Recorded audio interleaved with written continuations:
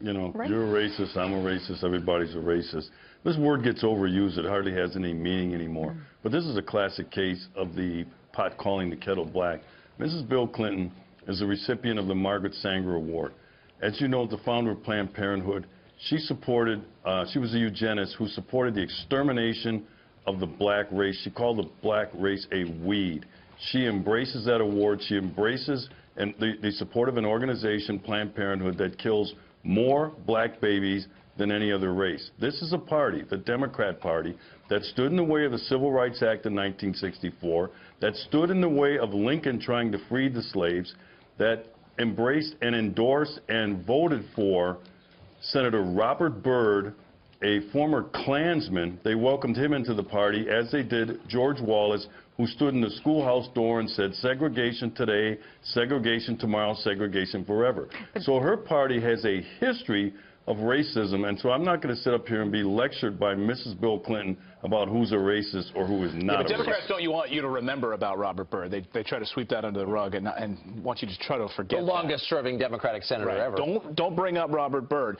But you know, right now Republicans are split. You read the front page of the New York Times this morning. Of course, you have Jeb Bush saying he will not endorse Donald Trump. That he, quote, doesn't have the temperament to be president of the United States. So there are some on the right saying, look, we need to unite. That's the only way we're going to beat Hillary Clinton. You agree?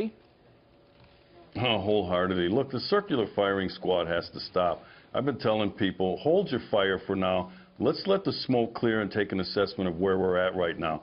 I think it's political suicide for anybody to talk about sitting this out, for waiting another 4 years and allowing Mrs. Bill Clinton to become the next president of the United States.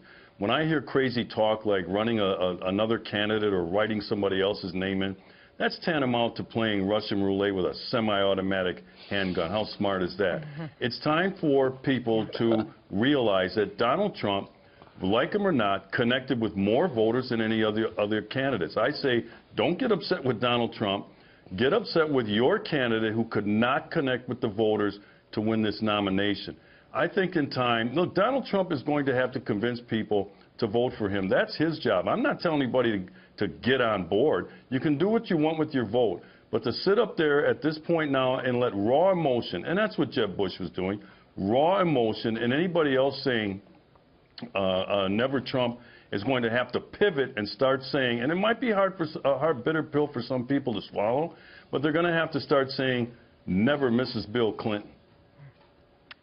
All right, Sheriff David Clarke, always great to see you.